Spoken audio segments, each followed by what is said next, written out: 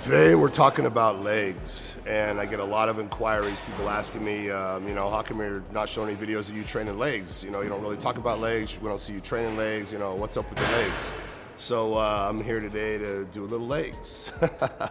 But the truth of the matter is, because I'm an honest guy, and I tell straight up, is I don't really train legs. And I do here and there, but I'm not a bodybuilder anymore, and I'm not trying to have 34-inch quads anymore.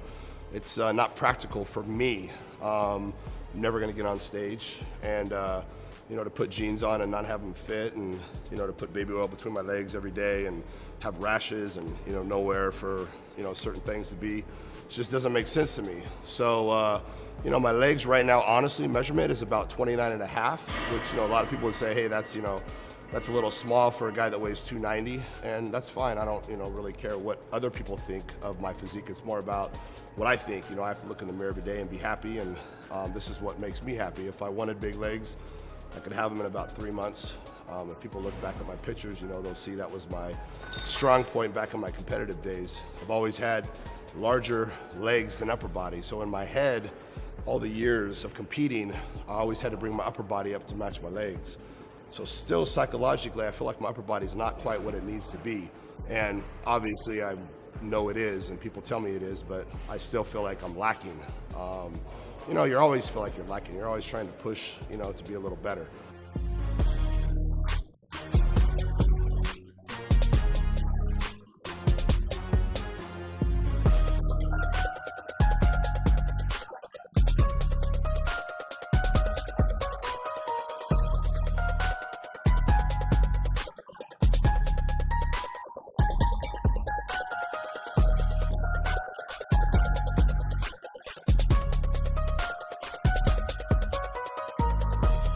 And as far as leg tips, for me, squats is number one. Nothing beats squats. The hardest exercise there is, the hardest one to do is always going to be the best. The one you hate the most is the one that's the best. The exercise you hate doing is the one you should be doing every day, every workout. And squats, the biggest mistake I see people make is not going full range of motion. I always talk about full range of motion, and full range of motion it's simple. It's basically full range of motion. As far down as you can go is full range of motion.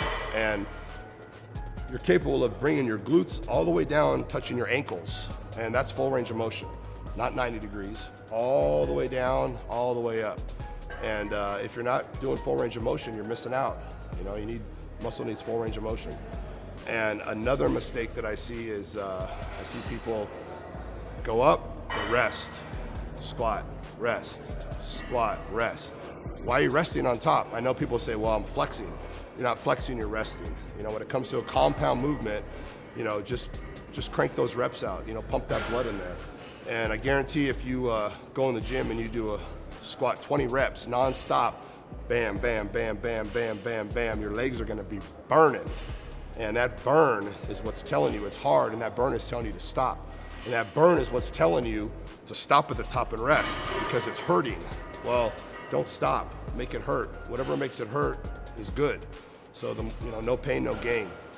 So that's a huge, huge point as far as making your legs grow is, whatever's the hardest route is the route you need to take. And as far as another point that I need to make,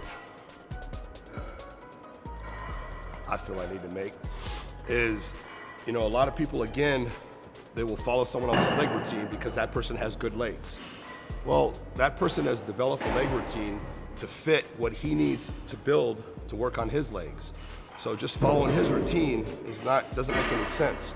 You have to actually look at your quad and decipher, do I have more outer sweep and I need a little more inner, vice versa, and then you need to figure out a routine that fits what you're trying to accomplish as far as making your quads perfect. It's all about you as an individual. Bodybuilding is an individual sport, and you have to make your physique the best it can be. And copying someone else's routine is not necessarily the best option for you. So like I say, if I tell you this is my routine, it might not be best for you. I can tell you the reasons why this is my routine, and then you can decipher whether you have the same weaknesses or not. So it's very important, is figuring out your routine is basically based on your development.